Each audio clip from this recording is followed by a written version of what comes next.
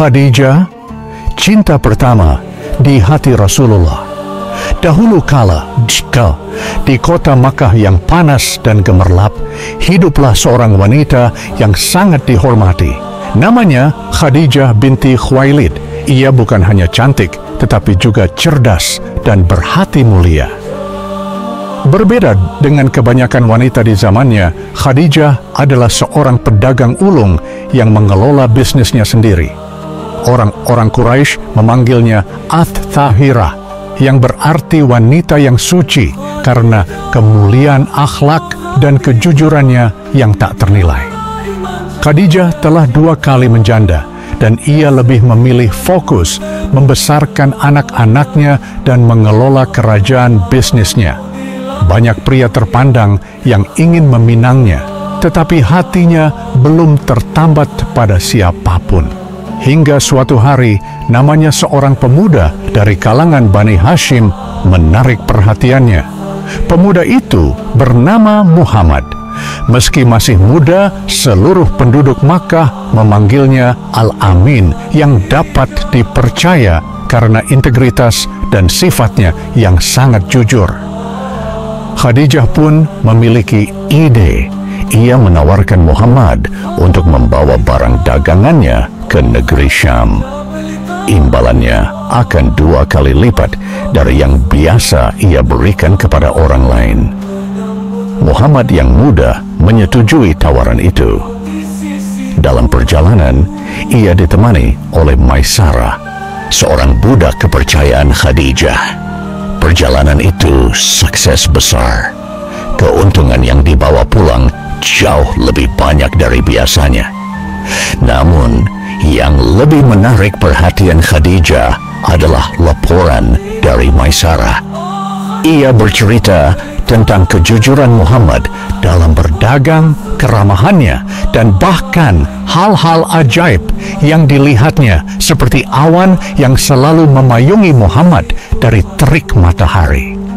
Perasaan kagum dan haru berkecamuk di hati Khadijah. Ia pun menyadari sesuatu yang lebih dalam.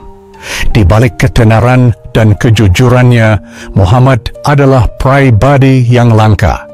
Melalui sahabat dekatnya, Nafisa, Khadijah menyampaikan pesan yang mengejutkan. Ia tertarik untuk menikahi Muhammad. Muhammad, yang juga telah lama memendang rasa hormat pada Khadijah, menyambut kabar itu dengan bahagia. Paman Muhammad, Abu Talib, pun datang secara formal untuk melamarnya. Mahar pun diserahkan, 20 ekor unta betina yang merupakan tanda keseriusan. Saat itu, Muhammad berusia 25 tahun dan Khadijah 40 tahun. Usia bukanlah halangan bagi 2 jiwa yang dipersatukan oleh ketulusan. Pernikahan mereka adalah pernikahan yang penuh berkah. Mereka dikaruniai 6 orang anak. Muhammad yang masih muda menemukan ketenangan dan kedewasaan di sisi Khadijah yang bijaksana. Khadijah menemukan cinta sejati pada suami yang lembut dan dapat dipercaya. Mereka adalah partnership yang sempurna, saling melengkapi dalam suka dan duka, ujian besar dan dukungan tanpa syarat. 15 tahun kemudian, kehidupan mereka berubah selamanya. Muhammad yang sering menyendiri untuk merenung di Gua Hira, pulang suatu hari dengan tubuh gemetar. Wajahnya pucat ketakutan. "Zamiluni, zamiluni, selimuti aku," katanya. Dengan penuh kelembutan, Khadijah menyelimuti suaminya, memeluknya, dan menenangkannya. Setelah napasnya mulai teratur, Muhammad bercerita tentang malaikat yang muncul dan menyuruhnya membaca. Ia merasa dirinya bukan lagi orang yang biasa. Dan di saat itulah Khadijah menunjukkan kemuliaan hatinya yang sebenarnya. Ia tidak ragu, tidak takut. Dengan keyakinan yang bulat, ia memeluk Muhammad dan berkata, "Demi Allah, Allah tidak akan pernah menghinakanmu. Engkau adalah orang yang menyambung tali silaturahmi, selalu menolong orang yang lemah, memberi pada yang tidak punya, memuliakan tamu, dan membantu orang yang kena musibah. Sungguh ini adalah kabar kebenaran. Khadijah pun langsung pergi menemui sepupunya, Waraqah bin Naufal, seorang ahli kitab yang membenarkan bahwa Muhammad adalah nabi yang ditunggu-tunggu. Dengan demikian, Khadijah menjadi orang pertama yang masuk Islam, orang pertama yang mengimani kenabian suaminya. Sejak saat itu, peran Khadijah berubah. Ia bukan hanya istri, tetapi juga pelindung, pendukung pertama, dan sahabat terdekat Nabi Muhammad dalam menghadapi cacian dan siksaan dari kaum Quraisy. Harta bendanya yang melimpah ia infalkan seluruhnya untuk dakwah.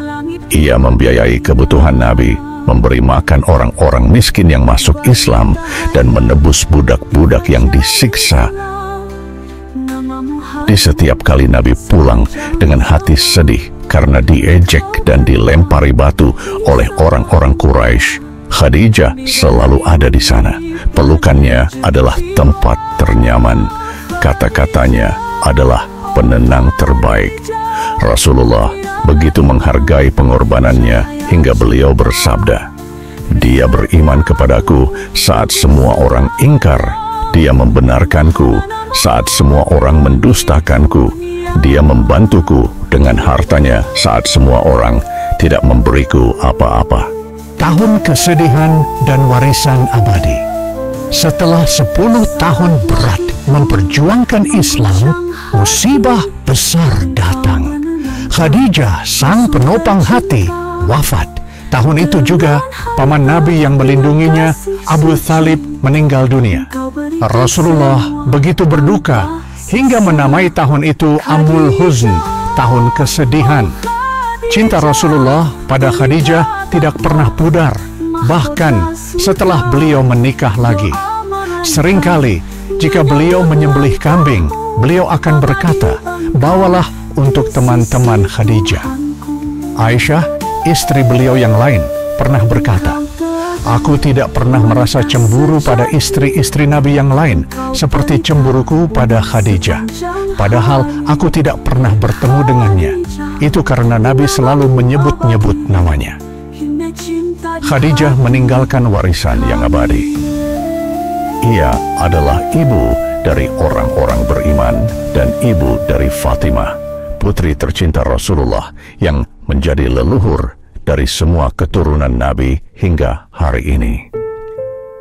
Namanya selalu dikenang sebagai wanita terbaik sepanjang zaman, bersama dengan Maryam ibu Nabi Isa, Asiyah istri Firaun, dan Fatimah putrinya sendiri. Kisahnya mengajarkan pada kita tentang cinta sejati yang dibangun di atas keimanan, ketulusan, pengorbanan, dan dukungan tanpa syarat. Ia adalah cahaya pertama yang menyambut cahaya kenabian, dan cahayanya akan terus bersinar hingga akhir zaman.